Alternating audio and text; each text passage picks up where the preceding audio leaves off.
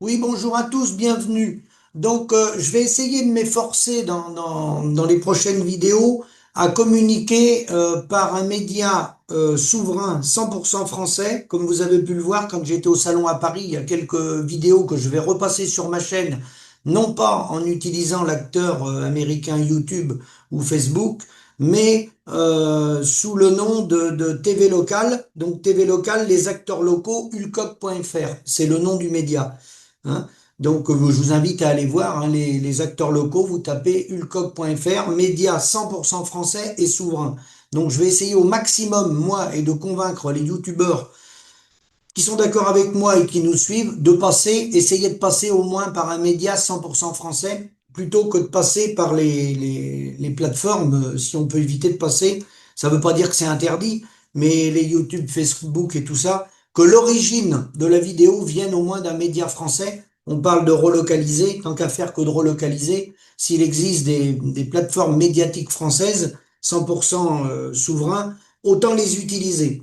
Donc, deuxième message, je fais un débat au 89 450 à Veuzelay, en limite de la Nièvre, mais dans le département 89. Un débat avec les citoyens et des agriculteurs samedi soir à partir de 18 heures, donc samedi là, demain, à partir de 18 heures. Et il y aura également Hélène Banoun, pharmacienne biologiste, ex-chargée de la recherche à l'INSERM, donc qui sera présente pour débattre des maladies sur les bovins, toutes les maladies, les abattages qu'il y a eu. Et il y aura un débat après avec la salle, les citoyens et les agriculteurs de la région sur le problème agricole. Donc je répète, à Veuzelay, au 89 450, samedi soir, donc demain soir, à partir de 18 heures. Voilà. Donc le reste de ma vidéo est consacré à mon ami Konrad Schreiber, agronome, qui va se présenter et qui va nous dire l'immense travail qu'il fait avec Anton Ziedler. Donc bonjour à tous, bienvenue. Aujourd'hui, je reçois mon ami Konrad Schreiber qui va nous parler un peu du travail qu'il fait auprès des agriculteurs. Donc Konrad, t'es agronome, t'es connu un peu en France. Nous, on se connaît depuis un petit peu de temps, on s'était croisés. Et donc, je voulais un peu que t'expliques à mes auditeurs, aux gens qui suivent, quel est ton travail au jour le jour et qu'est-ce que tu apportes aux agriculteurs dans les exploitations comme orientation, comme conseil pour essayer de faire des économies et être autonome? Oh, c'est, c'est un très vaste sujet. Euh, je te remercie, Philippe, pour un petit peu cette intervention et cette interview. En fait, pour me présenter, c'est relativement simple. Beaucoup d'agriculteurs connaissent mon travail parce qu'il est visible sur Vers de Terre Production. Et en fait, avec Anton Ziedler, je gère depuis 2013 un projet qui s'appelle La Vache Heureuse et qui consistait à construire de l'autonomie en protéines pour les élevages de ruminants. Et ça marche pour tous les ruminants, hein, sans exception. Et en fait, petit à petit, dans le cheminement qui était issu de la crise où on a vu apparaître l'appli, la grande crise du lait de 2009-2010, en fait, à l'époque, le syndicalisme n'avait pas trop voulu d'un dossier technique comme le nôtre parce que, il estimait que, il fallait. Et donc, en 2009-10, là, en fait, le syndicalisme n'avait pas trop voulu de ce projet parce qu'ils estimaient que la technique, et l'économie n'avaient rien à faire dans une revendication syndicale. Oui, c'est Et en vrai. fait, on en est encore là aujourd'hui, avec tous les syndicats d'ailleurs, qui ne comprennent pas qu'il faut adosser un projet technico-économique à une revendication pour aiguiller justement le projet de la revendication et lui donner du poids quelque part. Donc, du coup, c'est un dossier que je mène avec Anton Ziegler, éleveur, et qui consiste à développer l'autonomie. Et depuis 2013, en fait, on fait toutes les autonomies. C'est-à-dire, on fait de l'autonomie en protéines et donc on peut faire jusqu'à 9000 litres de lait sans souci avant d'acheter le premier kilo de soja dans une ferme, hein. Donc, les agriculteurs ont le choix et après, jusqu'à 10 000, il n'y a pas beaucoup de tourteaux. Et s'il y a des fermes qui veulent jouer à 13, 14 000 litres de lait, bon, ben, après, on en rachète un peu, fatalement, parce que c'est compliqué, mais on pourrait aller très, très loin parce que même ce tourteau qu'on achète, on pourrait le produire dans les fermes s'il y a assez de surface disponible. Donc, voilà, aujourd'hui, il y a beaucoup, beaucoup de possibilités sur les élevages ruminants. Plus jamais on détruit la forêt vierge d'Amazonie. Hein, c'est un projet qu'on ne connaît plus. Hein. Et donc, avec cette autonomie en protéines, on a continué à travailler l'autonomie en azote des fermes. C'est-à-dire, on sait, à l'époque, c'était la réflexion stratégique, on sait que demain, l'azote sera rare et cher parce qu'on ne maîtrise pas l'énergie ni la production. Il y a plus de production d'azote en France quasi, hein, mais pas à hauteur de ce que l'agriculture aurait besoin de toute façon. Et à un moment donné, tu dis, mais si ça vient de chez Poutine, la Russie ou des Arabes ou des Américains, ben, c'est pas garanti que ça fonctionne dans le temps. Pour que le commerce se fasse bien, il faut qu'il y ait la paix, hein, réellement. Oui. Et donc, on avait déjà cette réflexion, puisque moi, je suis un enfant de l'immigration, mes parents sont arrivés en France dans les années 60, mais qui sont victimes de la Deuxième Guerre mondiale, quelque part où ils étaient gamins et ils étaient allemands et ils ont vu apparaître les nazis qui partaient en Russie, puis les Russes qui sont revenus en Allemagne, et tout ça à 2 ans d'intervalle quasi. Et en fait, cette génération qui est issue de la guerre, elle nous a toujours éduqués en disant, attention, ça pourrait revenir, la bêtise humaine, elle est quand même réelle. Et on voit qu'aujourd'hui, ben, on est à nouveau dans une grande folie de la bêtise humaine, puisque ceux qui veulent faire la guerre, ce sont juste ceux qui n'ont jamais travaillé, qui s'évertuent à piquer le fric des mecs qui bossent pour vivre sans rien foutre. Hein. Là, je peux le caricaturer, mais c'est quand même comme ça. Et là, on commence à en avoir un petit peu ras-le-bol de ce débat-là. Donc, la meilleure façon de protester, c'est de se rendre autonome de quelque chose qui n'est pas fiable avec le monde des marchands, hein, tout simplement. Donc, autonomie en azote. Donc, aujourd'hui, on travaille l'autonomie en azote au sein de la vache heureuse avec des gros succès. On a introduit la méta partout où on peut, hein, donc méthanisation. Donc, ça, c'est des sujets bien gérés aujourd'hui et on peut déjà trier sur la méthanisation. Méthanisation Si sur l'exploitation. oui, on appelle ça de la méthanisation rurale. C'est-à-dire, aujourd'hui, pour faire un méthaniseur, il vous faut 500 hectares à peu près, plus la production agricole existante, et vous allez pouvoir faire 2 cultures par an, passer tout ça en sol vivant, toujours couvert, jamais travaillé ou très très peu travaillé. Et de l'autre côté, ben, on pourrait avoir une double culture qui rentre dans la méthanisation. Mais pour que ça fonctionne, ça doit être maîtrisé par les agriculteurs chez eux, parce que la matière organique, elle a un problème, c'est de la logistique de pondéreux et de volume, et ça ne voyage pas très bien. Donc ça doit être fait en proximité. En gros, il faut imaginer que vous allez faire une CUMA ou un gros GAEC à 3-4 fermes pour faire une méthanisation, en gros. Hein. Donc ça, c'est acquis. Ensuite, on a continué à travailler l'azote sur 2 projets très particuliers. Comme on a fait l'autonomie en protéines et qu'on a introduit les légumineuses dans les fermes, on a continué à travailler la place de la légumineuse pour faire de l'autonomie avec les fumiers et les lisiers, sans méta du coup, hein, pour le système d'autonomie en fertilisation. Et donc ça marche très très très très bien. Aujourd'hui, on peut si vous achetez 20-30 unités d'azote pour faire un complément de fumure, à l'hectare, vous en avez assez. Hein. Donc ça, on a beaucoup beaucoup progressé sur le recyclage des couverts, la place des légumineuses, pas forcément un assolement avec des légumineuses, mais beaucoup dans les couverts ou les cultures intermédiaires ou des cultures avec des plantes associées, c'est-à-dire c'est des blés plus légumineuses ou des colzas plus légumineuses. Donc ça marche parfaitement bien, c'est maîtrisé.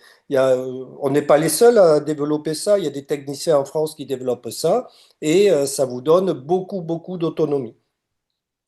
Ouais, le Euh, but, en fait, de les orientations, la vache heureuse et le travail que tu fais, ça va dans le sens de récupérer du revenu pour l'agriculteur, ce que moi je revendique. En fait, tu prônes l'autonomie et l'indépendance, quoi. En fait, Oui, c'est ce qu'on c'est demande tous, quoi. c'est le grand axe fondamental. Quand vous écrabouillez 80 000 euros de tourteaux dans une ferme, ben, c'est du revenu cash qui arrive. Voilà, et c'est d'abord de la trésorerie, ça met les fermes en bon état en règle générale, et ensuite on peut réorganiser l'acte de production, hein. Donc voilà, mais l'azote, on s'était dit, ça va chauffer un jour, donc on travaille l'azote. Donc aujourd'hui, on a été très très loin sur l'autonomie sur le fertilisant azoté. Donc là, la crise arrive, mais bof, je regarde ça de loin. Je dis, voilà, c'est moins grave. C'est très grave pour les agriculteurs qui, par contre, n'ont pas bougé dans ce raisonnement-là, hein, qui sont dépendants, eux. Donc là, il y a des gros soucis. Donc, on amène un petit peu ce savoir-faire aux agriculteurs. Et petit à petit, avec le travail sur l'azote, il est arrivé des choses assez bizarres, notamment que on pourrait faire de la lutte biologique et enlever les pesticides. Ah oui. Donc là, on a été très très loin. Depuis 10 ans, j'ai dû en faire 100 000 hectares déjà.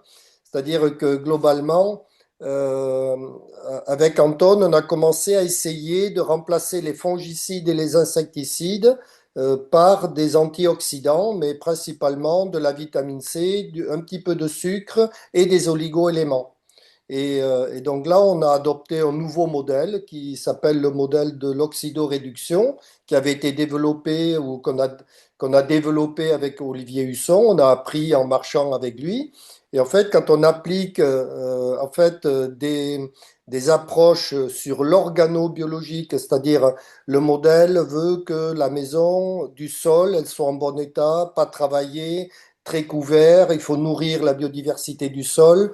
Et une fois qu'on a la biologie et l'humus qui arrivent dans le sol, on se rend compte que les plantes vont être en bonne santé si on enlève la totalité des ammonitrates d'un plant de fumure. Et donc, on a remplacé l'ammonitrate par des traitements sur les lisiers et les fumiers. Donc, on est tout passé en lactofermentation, bactéries et autres. On a un meilleur gain sur les fumures qui sont valorisées un tiers de plus qu'avant. Donc, on a un gain dans la gestion des effluents. Et ensuite, en fait, les légumineuses, etc., nous ont amené beaucoup plus d'urée et d'ammonium dans les systèmes de culture et on a enlevé tous les nitrates. Et le jour où on a enlevé, où on a osé enlever tous les nitrates, Oui. malgré ce qu'on nous raconte, que sans nitrate, ça peut pas pousser, etc., c'est juste de la foutaise, hein, c'est pas vrai, hein. Et donc, on s'est rendu compte que sans nitrate, avec des oligo-éléments, eh bien, en fait, on n'avait plus aucune plante malade. Donc, on a Là, enlevé ça les sera. fongicides. Je ne sais pas si ça a un lien ou si ça se rapproche, les techniques que tu développes là. Si tu as eu l'occasion de croiser, moi j'ai eu l'occasion d'aller en réunion et de croiser Michel Provost de Tours, qui est décédé, qui avait suivi les méthodes de Louis-Claude Vincent, la bioélectronique. Et la Oui. bioélectronique où il travaillait sur les fumiers et tout ça avec de la dolémine et tout ça, ça doit se rapprocher de ce que tu dis là. Oui, c'est exactement le même projet, sauf qu'on n'appelle plus ça tout à fait la bioélectronique de Vincent, malgré que ce soit tout à fait le même sujet. On Oui, appelle ça le modèle d'oxydoréduction, qui est plus conforme au langage scientifique d'aujourd'hui. c'est Mais c'est ça. exactement ça. Et donc, quand on a bougé les lignes sur les pratiques agricoles, on se rend compte qu'on peut enlever les fongicides et les insecticides. Et donc ça se fait par en fait tout un tas de pratiques où on enlève, on doit maîtriser l'oxydation de la matière organique dans un système agricole. Donc ça, c'est l'autonomie aujourd'hui. Donc, ben, quelqu'un qui s'intéresse au projet de la vache heureuse, on le fait tranquillement sortir des produits phyto. Et la dernière autonomie qu'on travaille actuellement, c'est l'autonomie autour du désherbage, justement, hein. Alors, pour ce faire, à la vache heureuse, on édite une lettre qui s'appelle une News Dream Team ABC, hein. Donc, une Dream Team, tout le monde sait ce que c'est avec nos basketteurs américains, etc. Mais là, elle est ABC, c'est-à-dire on travaille avec les adhérents de la Vache Heureuse et puis d'autres qui voudraient bien s'intéresser à ça. C'est contre abonnement, ça coûte 60 euros par an. Il y en a, j'en fais une tous les 15 jours, donc c'est pas une mer à boire. Et en fait, on a décidé d'attaquer un dernier poste de l'autonomie avec les élevages de ruminants qui était le désherbage. Et donc, la question, c'est qu'est-ce que c'est qu'un désherbage biologique? Mhm. Hein. Et donc, on n'a pas de réponse comme ça de but en blanc. Personne ne se pose la question. Tout le monde pense que pour désherber, soit on met un produit phytosanitaire, un désherbant, soit on laboure. Hein. Voilà, hein, pour faire la caricature. Et Oui. donc, on se disait que l'idée, c'était peut-être pas ça. Peut-être qu'on pouvait ne pas travailler la terre et désherber avec une plante contre d'autres plantes, Mhm. c'est-à-dire utiliser les fonctions de la biologie pour arriver Oui, à finalement récolter une culture agricole. Hein. Et en fait, ça, on est arrivé au bout. Ça fait 5 ans qu'avec Anton, on anime un petit peu ce projet-là, qui est une réflexion stratégique sur le fond et qui permet en fait de comprendre le rôle des plantes dans un système agricole et finalement de repositionner des projets où on va pouvoir désherber avec une plante contre d'autres plantes. Donc ça fonctionne. La première maquette est en cours de, disons, de reproduction pour compréhension, on va dire. On en est là. Hein. Et donc, globalement, on peut faire du semi-direct, on peut couvrir les sols, on enlève les ammonitrates, on a des bilans humides positifs, on mélange les plantes et on arrive à faire, ben, ça fait quand même 90 quintaux de maïs, ces affaires-là. Hein. oui, Donc, vous avez déjà des essais qui sont concluants. oui, en fait, c'est pas des essais qui sont répertoriés, c'est du travail participatif avec les agriculteurs. Hein. C'est-à-dire, j'ai une ferme complète qui tourne, voilà, elle est là-dedans. Et maintenant, ben, il faut comprendre comment on reproduit quelque chose qui a été réussi. Et donc, il faut d'autres agriculteurs qui s'y accrochent, qui veuillent bien comprendre si on peut reproduire quelque chose qui est un petit peu exceptionnel, qui existe chez un gars. Et moi, je fais avec Anton, on fait les liens pour faire progresser en fait tout le groupe, tout simplement. Et donc, la vache heureuse, elle va avoir une approche agronomique très transversale où finalement, elle va travailler toutes les autonomies, la protéine, mais aussi la sécurité alimentaire du troupeau. L'idée, c'est de ne pas acheter de la nourriture. Deuxième étape, on a travaillé l'azote parce qu'on avait des gros tas de fumier, de lisier. Donc, comment on les valorise mieux? Et donc, aujourd'hui, on sait que tous les traitements lactiques de l'organique des fermes vous augmente de un tiers la valorisation. Hein, c'est-à-dire que dans un lisier qui a été traité avec des bactéries lactiques, quand il fait 3 unités d'azote, on va Oui. dire traditionnellement au labo, mais là, il en fait 4,5. Donc, vous gagnez, grâce à la microbiologie que vous avez introduite par votre bactérie lactique et votre procédé de lactofermentation, vous augmentez la quantité d'azote disponible dans un effluent d'élevage. Donc, finalement, c'est autant que vous n'achetez pas, tout simplement. Hein. Et ça nous a quand même bien décoincé la machine autonomie en fertilisant et en azote, auquel on a rajouté toute la réflexion de la légumineuse, mais pas forcément assolée comme une culture principale, plutôt introduite comme un couvert végétal qui doit nourrir le sol. Et là, dans les bilans, en gros, il faut considérer qu'une tonne de matière sèche d'un couvert végétal à base de légumineuses, c'est plus 30 unités d'azote pour un sol. Ben, quand vous avez de la biologie dans le sol, il est capable de vous le redonner. Hein. Donc là, il y a des grosses surprises qui sont arrivées avec des prises d'autonomie sur la fertilisation entre l'élevage et les légumineuses. Et les légumineuses, elles nous servaient déjà pour l'autonomie en protéines, tout simplement. Hein. Et donc, cette autonomie en protéines qui est exclusivement construite par la voie fourragère, c'est-à-dire on remplace le soja par des fourrages, et comme on était champion des céréales en Europe, ben on a notre concentré, c'est une céréale qu'on autoconsomme en face d'un fourrage qui est très riche en protéines, tout simplement. Hein. Et donc, voilà, on apprend à faire ça. On a appris à aller très, très haut dans l'autonomie. Maintenant, on avait l'autonomie protéine, autonomie azote. Eh ben, on s'est attaqué à l'autonomie phyto, tout simplement. Hein. Donc, les fongicides, c'est réglé. Et là, ben, on a les premières maquettes. On peut écrire une rotation auto-nettoyante où un agriculteur peut sortir des pesticides, donc fongicides, insecticides et désherbants. Au bout de combien d'années à peu près?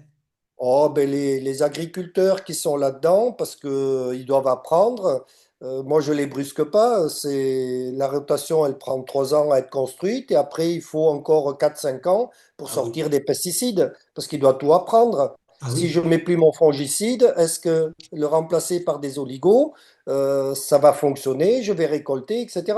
Donc il y a des prises de risques, mais c'est Bien sûr. pas, aujourd'hui il n'y a pas de prise de risque réellement, c'est un problème qui est Oui, euh, oui. de la connaissance acquise, si vous voulez. Hein. Et tu peux également intervenir chez des céréaliers purs, les gens qui sont qu'en céréales, qui n'ont pas d'animaux, oui. Oui, oui, oui, j'en fais parce qu'en fait, c'est actuellement les agriculteurs les plus en difficulté. Je sais. Euh, les agriculteurs bio, ils étaient en difficulté parce qu'il faut reconstruire la biologie des sols avant qu'ils puissent progresser à nouveau. Donc ce débat-là a été compris avec tout le dossier mené au sein de Vers de Terre Production, mais maintenant il faut reconstruire avec eux. Donc j'interviens chez des céréaliers bio et pas bio. Et les céréaliers classiques, je dirais, de la grosse armada Arvalis, NPK, Oui, Cetium, hein, ben eux, ils sont complètement largués. Ceux qui sont restés là-dedans, aujourd'hui, ils sont en danger de mort parce qu'ils n'ont aucun outil d'adaptation. Je dirais que l'Institut n'a pas travaillé, hein, globalement. Hein. Ils ont fait des merdes, en gros. Qu'est-ce qu'ils font? Ils améliorent ce qui va pas marcher demain. Hein. Donc, ça n'a aucun intérêt. Hein. Et nous, en tant qu'agriculteurs, on est en permanence aux prises avec une ferme multifactorielle en prise à une politique et on doit voir une prospective, c'est-à-dire c'est quoi le monde de demain? Et on devinait bien que avec la mondialisation, ça allait pas être très serein, des riches très riches à la bourse et des pauvres très pauvres ailleurs. Mais quand vous avez 8 milliards de pauvres, c'est pas très zen comme société, si vous voulez. Et ça y est, on en a fait 30 ans de ces bêtises-là, et ben, tout va exploser. Hein. On a par exemple négocié un accord avec le Mercosur, mais c'était même pas la peine de râler. L'accord du Mercosur, il a été signé en 2012 déjà, où la totalité des 27 pays membres ont délégué la signature à la Commission. Alors, von der Leyen, à ce niveau-là, c'est un bouc émissaire, hein, parce que c'était déjà signé il y a plus de 14 ans. Donc, aller polémiquer aujourd'hui et essayer ça veut dire que notre politique, c'est du spectacle et elle fait de la com, mais la prospective qu'on peut mettre autour de la mondialisation, c'est appauvrissement généralisé des producteurs au oui. profit des commerçants. Hein. Oui. Et donc ça fait des fortunes, mais ça fait exploser le monde. Parce qu'en fait, il n'y a que le producteur, quand il produit quelque chose, qui répartit de la valeur dans une chaîne. Et le commerçant, lui, il répercute jamais de la valeur puisqu'il est en haut, il pompe tout. Hein. Et donc le fameux ruissellement de Macron, oui, il a raison, ça ruisselle, mais à l'envers, comme les rivières qui font des fleuves, et eux, ils sont au bout, ils ramassent tout. Hein. Mais ça ruisselle dans ce sens-là, pas dans le sens où on met la rivière à l'envers, hein. On met l'océan à l'envers et ça arrose. Non, c'est pas vrai. Hein. Le ruissellement, c'était bien vu, il fallait regarder dans quel sens ça ruisselle. Hein. Et donc, petit à petit, tu te dis, bon, ok, ça va chauffer, ça peut pas durer. À un moment donné, tu dois être capable de produire quelque chose. Et comme tu dépends d'un monde de commerçants qui spéculent en permanence, Bien sûr. on a vu là, récemment augmenter le prix du GNR sur un stock qui a été payé 4 fois moins cher. Oui, Donc, c'est c'est de ça. la spéculation, c'est du vol, hein, point. Hein. Et quand on le dit comme ça surprend tout le monde. Non, c'est du vol, point. Hein. Et restez pas rêver, il faut mettre des mots sur les problèmes. Et moi, j'ai toujours fait ça. Il y a un problème, donc on le nomme et on adopte une solution. Et globalement, dans ces dossiers-là, on avait l'hypothèse que l'Europe allait être en difficulté parce que je fais cette formation depuis une dizaine d'années quasi au sein de la vache heureuse. En fait, la puissance d'un pays ou d'une communauté de pays, c'est pareil, hein, ça dépend de trois P réellement. Tu as le P du pétrole. Et on voit bien aujourd'hui ce que fait Trump. Il veut mettre la main sur le pétrole mondial, hein. Donc le P du pétrole, c'est l'énergie. Pas d'énergie, pas d'autonomie. Non? Deuxième P, c'est le P du pain. Le pain, c'est l'agriculture. Si tu dépends d'un autre pays pour l'agriculture, eh ben, tu n'as plus d'autonomie. C'est les autres qui vont venir faire la loi chez toi. C'est-à-dire ceux qui te vendent de l'énergie et ceux qui te vendent le pain. Et finalement, le troisième P qui reste dans une approche globale politique bien faite, c'est le P de la police. C'est-à-dire, c'est la sécurité, police, armée, parce que tu dois être patron chez toi, hein, et donc tu fais la police, le ménage, la sécurité, etc. Et ça, tu dois être autonome et indépendant également, hein. Alors la France, finalement, elle avait tout avec De Gaulle. On a Oui, reconstruit le pays de l'énergie, on avait l'agriculture, le pays du pain, et on avait globalement une police et une armée oui, opérationnelles, c'est hein. vrai.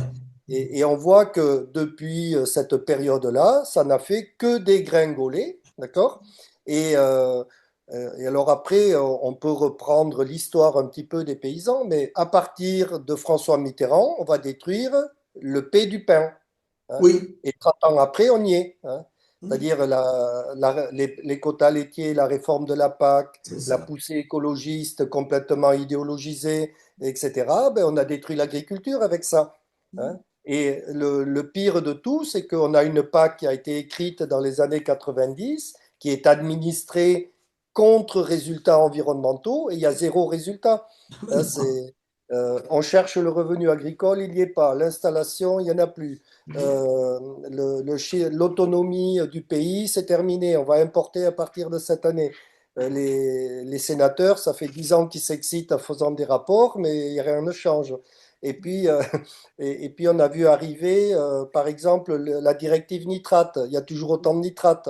Les pesticides, il y a toujours autant de pesticides. Alors on a fait éco-phyto, mais non, eh ben, on est obligé d'enlever les pesticides aux paysans pour qu'il n'y en ait plus dans le circuit, hein. Donc on n'a rien résolu, mais sur la biodiversité non plus, sur l'érosion des sols non plus, sur le stockage du carbone non plus. Et le seul débat qu'on a complètement débile, c'est que pour baisser le bilan carbone de l'agriculture, il va falloir éliminer toutes les vaches. Voilà, je fais les caricatures, hein, mais tu dis, Oui, ça y est, les gars sont arrivés complètement fous. Et cerise sur le gâteau, on a une politique du tout électrique. oui, Alors qu'aujourd'hui, ben là, le conseil qu'on peut donner à tous les gens qui vont regarder la visio un jour, c'est acheter des actions de cuivre. Par pitié, tout de suite, investissez, investissez, investissez, parce que au rythme où on a besoin de cuivre pour l'électrification du parc, eh ben, le cuivre sera plus cher que l'or demain. Il n'y en a pas, hein. Et donc, une voiture classique ou un tracteur classique, ça a 1 kilo de cuivre dans les oui. bobines, etc., et les petits fils électriques qu'il y a. Une Tesla, il y a 50 kilos de cuivre, et dans la prise de recharge rapide, il y en a 80. Et donc, une société, on peut la regarder à Ah travers oui. tout ça. Et aujourd'hui, on a les premiers faits divers qui arrivent. Ah, telle prise rapide dans tel bled, elle a été vandalisée parce que les gars ont piqué les 40 kilos de cuivre qu'il y a dedans. Et là, vous voyez que la police, elle est plus là. Donc, vous avez perdu les 3 P, ça y est, C'est et ça. vous avez des projets complètement débiles qui traînent autour de nous, où les gens n'ont plus aucune notion de la prospective, de la perspective et de ce que c'est que comment dire, une force publique réellement, Oui. puisqu'ils ont perdu les 3 P de leur autonomie. Et donc ça, on s'était dit avec Anton qu'à la vache heureuse, interdit, un paysan, il n'a pas d'azote avec les commerçants, c'est trop cher, ça spécule, on ne sait pas quoi, il y a la guerre, c'est pas grave, il sait produire comme avant. Ça, c'est la règle, hein. Et donc, on a appris à faire ça. Il n'y a plus de pesticides, c'est pas grave, vous allez pouvoir désherber, ça va marcher très bien, ça se fait avec des plantes contre d'autres plantes. Et donc, on a commencé à faire des plants de campagne, etc. le modèle, c'est la prairie temporaire multi-espèces, Oui. parce que c'est le seul projet agricole productif sans phyto. Oui, Et c'est vrai. quand vous analysez cette prairie multi-espèces agricole, vous dites, ah ben oui, mais il y a des graminées, plusieurs mélangées, des légumineuses, plusieurs mélangées, et ça peut tenir 10 ans, donc c'est pérenne. Et donc la question était, est-ce qu'on ne peut pas construire une culture de blé sur le principe de la prairie multi-espèces qu'on a dans les élevages? Donc au bout de 5 ans, la réponse à l'hypothèse, c'est oui, ça va marcher. Hein. Mais ça va chambouler tout le monde. Plus Ah oui, jamais de nitrate, tout doit passer en organique, d'accord? Et il n'y a plus de rotation. On a mélangé tout le monde en permanence, c'est hein, ça. vous voyez?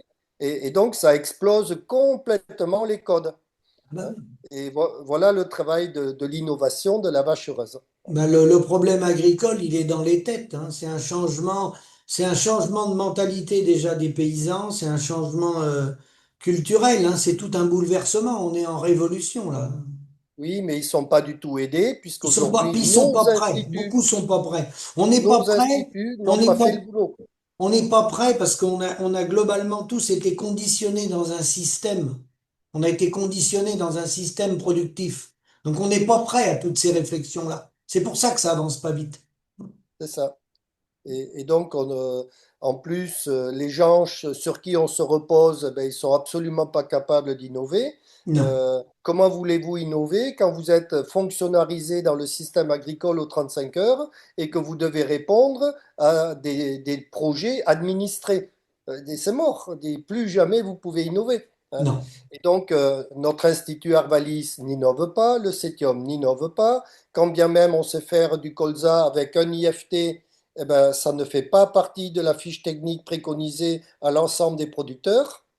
On reste toujours dans le vieux modèle, où il faut semer tard, parce qu'il n'y a pas de pluie, parce qu'il fait sec. On a appris à semer en pleine sécheresse. On fait des maïs avec zéro flotte à 100 quintaux. Bon, voilà, on apprend à cultiver avec la biologie. Hein.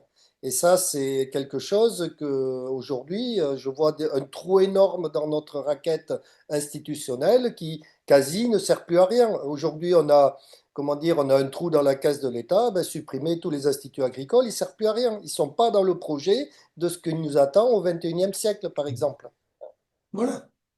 Et alors moi, je suis très radical, je peux me le permettre à mon âge, mais on a toujours travaillé là-dessus, c'est-à-dire l'autonomie nous a donné énormément de possibilités d'action et on ne voulait pas tomber dans le misérabilisme de la biologie qui nous était préconisé par Pierre Rabhi, par exemple. Vous savez, où il fallait la volonté heureuse, la pauvreté volontaire, enfin bref, ou l'inverse, appelez ça comme vous voulez, ça ne marche pas. C'est en fait là, un paysan, il doit rester productif parce qu'il n'a pas le choix. C'est la société qui fait le prix. Et s'il n'a pas de volume pour diviser la charge de production, eh ben, il a quasi aucune chance de faire du revenu. Donc, à un moment donné, il doit effectivement minimiser sa charge, Oui. mais il doit garder du volume pour avoir un bon diviseur Il quelque faut un part. minimum pour amortir les charges de structure, évidemment. C'est ça, c'est Ah ça. oui. Et donc, c'est ce qu'on fait tout le temps, globalement, à la vache heureuse.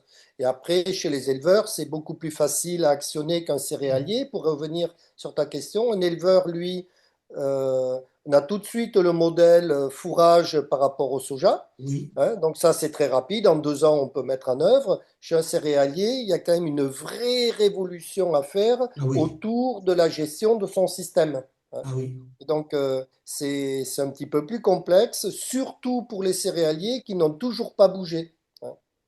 Alors, il y en a beaucoup qui avaient bougé dans nos réseaux innovants, etc. Donc, ils vont plutôt pas mal. Donc, ces gars-là, ils sont dans des phases où ils doivent apprendre à sortir des phytos aujourd'hui. Hein, parce que le reste, ils l'ont. Ils ont les sols vivants, ils ont la biologie. On peut travailler l'azote biologique un petit peu mieux, voilà, mais jusque-là, il n'y a pas de gros problèmes. Et là, ils pourraient encore faire des gains sur les pesticides, si on veut. Tout à fait. Tout à fait.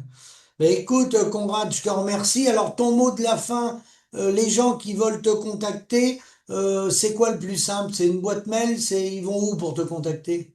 Oui, le plus simple, on a un site internet à la Vache Heureuse où il y a une fiche contact, tout Voilà. simplement. Ça arrive Le, toujours sur mon bureau ou le sur le site bureau internet, d'Anton. faut qu'il tape La Vache Heureuse. Oui, oui, oui, avec la Vache Heureuse, ils vont trouver des pages un petit peu d'annonces, un D'accord. formulaire de contact. Sur le site internet, il y aura que de la pub, parce qu'en fait, c'est un site internet de travail pour les adhérents. Donc, il y a un intranet, si vous voulez, hein. Il faut être abonné pour avoir accès au site Je internet. comprends. Et donc, tu te déplaces dans toute la France, hein, c'est ça? Oui, je fais pas mal. Un tiers de mon temps, c'est de la formation.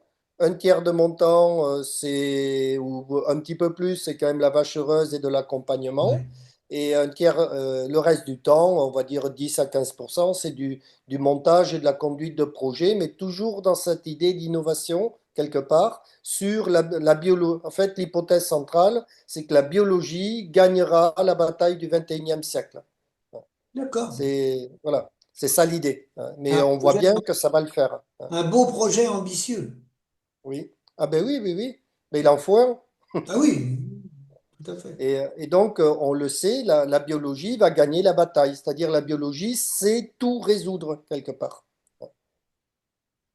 Donc, Ben, eh ben, au écoute, début, c'est surprenant, hein. ouais. Eh ben, écoute, merci beaucoup, Conrad. Et puis, à une prochaine fois, si tu as des messages à faire passer, t'es le bienvenu, sur ma chaîne YouTube. Donc, je te remercie beaucoup. À bientôt. Ah, il n'y a aucun problème. Je pense que vous devriez interroger Anton, hein, Oui, oui, je vais qui prendre, a la vision très élevage aussi. tout à fait. Je vais refaire une émission avec Anton. Il n'était pas disponible aujourd'hui, mais c'est pas grave.